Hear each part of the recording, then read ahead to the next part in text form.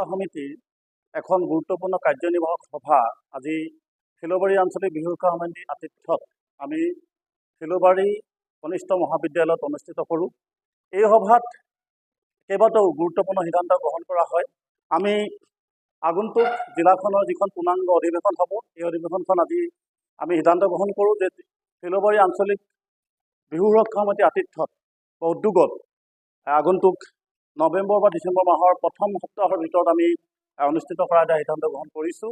আৰু এই সভাতে আজি বিহু সুৰক্ষা সমিতিৰ সাংগঠনিকেই হওক বা বিহু সুৰক্ষা সমিতিৰ ভৱিষ্যত কাৰ্যপন্থা সম্পৰ্কত বিশদভাৱে আলোচনা কৰা হয়।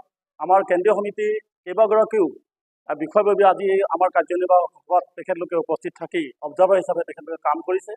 আৰু প্ৰত্যেকজন আমাৰ কাৰ্যনিৰ্বাহক সদস্যই তিনিচুকীয়া জিলা বিহু সুৰক্ষা সমিতিক কি ধৰণে গতিশীল কৰিব পাৰি বা বিহু সুৰক্ষা সমিতিৰ জৰিয়তে অসমীয়া জাতিৰ যিটো অস্তিত্ব, এই অস্তিত্বটো অনাদি অনন্ত কাললৈ কি ধৰণে প্ৰবাহমান কৰি তুলিব পাৰি আৰু কেনেধৰণে আমি কৰ্মপন্থা হাতত ল'লে বিহু বিজয়তৰীয়া নহয়, বিহুৰ স্বকীয়তা আৰু বিহুৰ যিটো নিভাঁজ যিটো পৰম্পৰা, এই পৰম্পৰাবিলাক আমি ৰক্ষা কৰিব পাৰোঁ, তাৰ ওপৰত বিশদভাৱে আলোচনা কৰা হয়। আজি সভাতেই আমি বিচাৰকসকলৰ যিটো কটু মন্তব্য আমি গ্ৰহণ কৰিবলগীয়া হৈছে, তাৰ ওপৰত আমি কিছুমান আমি সিদ্ধান্ত গ্ৰহণ কৰিছোঁ।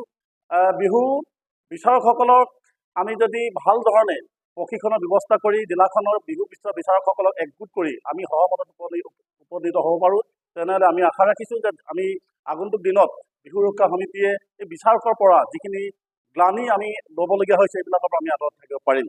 আৰু আজি যিখন সভা হ'ল, এই সভাখনত ইয়াত যিসমূহ আমাৰ কাৰ্যনিৰ্বাহক সদস্য আছিলে, তেখেতলোকৰ আঞ্চলিকসমূহৰ কথাও ইয়াত উপস্থাপন কৰিছে। কি ধৰণে আমাৰ আঞ্চলিকসমূহ চলি আছে বা কি ধৰণে আমি সমস্যাৰ সন্মুখীন হৈছোঁ বা কোনবিলাক আমাৰ আঞ্চলিক সমিতি এতিয়াও দুৰ্বল হৈ আছে, কেনেধৰণে আমি তেখেতলোকক সবল কৰিব পৰা যায়, তাৰ বিষয়ে আলোচনা হৈছে।